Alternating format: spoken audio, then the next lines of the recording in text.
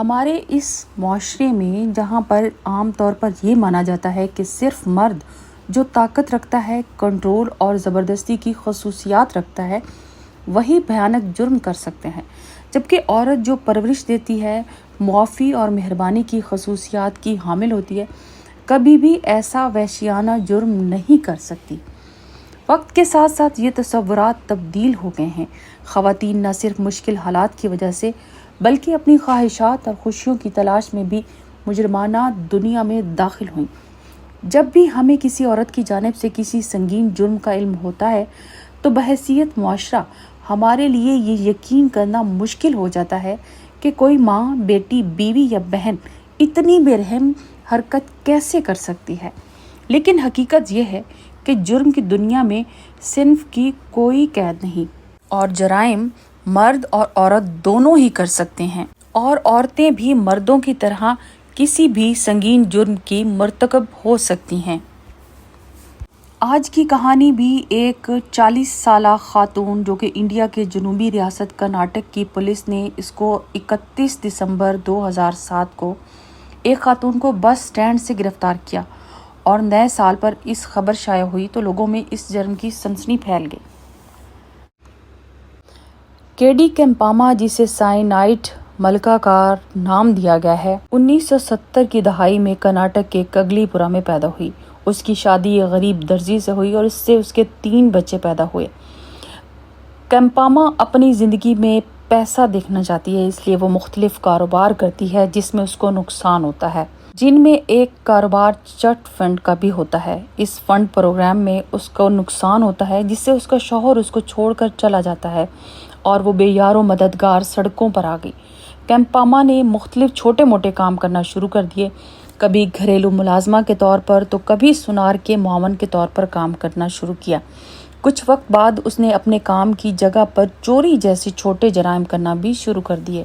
سائنائڈ ملکہ، جسے 31 دسمبر 2007 کو پولیس نے بنگلورو انٹرسٹیٹ بس ٹرمینل کے قریب اس کو گرفتار کیا، اور وہ ایک کنجورام ساڑی پہنے ہوئے تھی، بالوں میں پھول لگے تھے اور چہرے پر خوبصورت مسکراہٹ تھی۔ پولیس نے سائنائڈ ملکہ کو زیورات کی فروخت کرتے ہوئے موقع سے گرفتار کیا۔ پولیس کی حراست میں پوچھ گچھ کے دوران اس بات کا اعتراف کیا کہ اس نے پہلا قتل سن 1999 میں کیا تھا۔ اکتوبر اور دسمبر 2007 کے درمیان 5 خواتین کا قتل کیا گیا تھا، لیکن پولیس کو ان کے قاتل کے بارے میں کوئی سراغ نہیں مل رہا تھا۔ لیکن جب وہ اپنے آخری شکار کے جواہرات کو ٹھکانے لگانے کی کوشش کر رہی تھی تو پکڑی گئی، اور اس نے پولیس کی حراست میں پوچھ گچھ کے دوران اس بات کا اعتراف کیا کہ اس نے پہلا قتل سن 1999 میں کیا تھا۔ اس خاتون کے قتل کی داستان سن کر اسے انڈیا کی پہلی خاتون سیریل کلر کہا گیا۔ انہوں نے دوران تفتیش پولیس کو بتایا کہ کس طرح وہ اپنے شکار کا انتخاب کیا کرتی تھی۔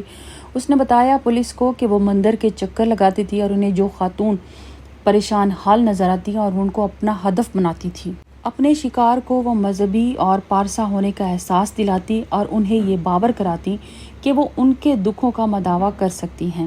پما راتوں رات امیر بننا چاہتی تھی اور ان کی نظر ہمیشہ مندر آنے والی خواتین کے زیورات پر ہوتی تھی۔ سائنائڈ ملکہ نے بتایا کہ وہ پہلے اپنے شکار سے ہمدردی کا اظہار کرتی، اس کے ساتھ دوستی بڑھاتی اور انہیں اپنے مندر کے بجائے کسی دوسرے مندر میں بلاتی اور ان سے کہتی کہ وہ اپنی بہترین کپڑے اور زیورات پہن کر آئیں جیسے وہ اپنی شادی والے دن تیار ہوئی تھی، کہ وہ ان کے لیے پوجا کا اہتمام کر رہی ہے اور اس پوجا کو کرنے کے بعد ان کے دکھوں کا مداوا ہو جائے گا۔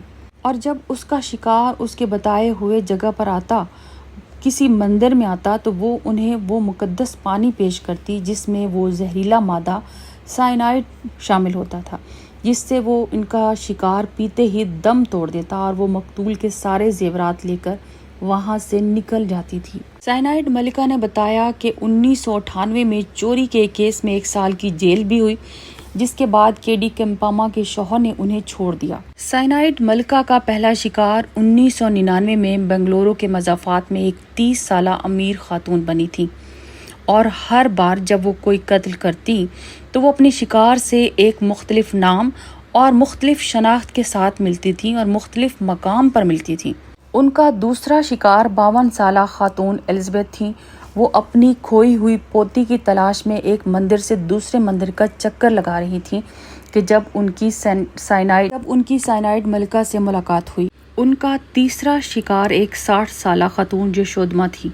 انہیں دسمبر 2007 میں قتل کیا گیا۔ ان کا چوتھا شکار ایک اور خاتون تھی جن کی عمر 60 سال تھی اور جنہیں اپنے عقیدت بھرے گیت گانے کا شوق تھا اور انہیں سدھا انگیشور مندر میں قتل کیا گیا۔ ان کا پانچواں شکار ایک 60 سالہ خاتون تھی جو کہ خود ایک پجارن تھی۔ سائنائڈ ملکہ نے انہیں مندر کا ایک محراب بنانے کا وعدہ کیا تھا، جبکہ ان کا آخری شکار ایک 30 سالہ خاتون تھی جو کہ مندر ماں بننے کی خواہش میں بھٹک رہی تھی۔ میڈیا رپورٹس کے مطابق کیمپاما نے مزید خواتین کے قتل بھی کیے، لیکن انہیں سب سے پہلے 2010 میں منی یماما کے قتل کے الزام میں سزائے موت سنائی گئی۔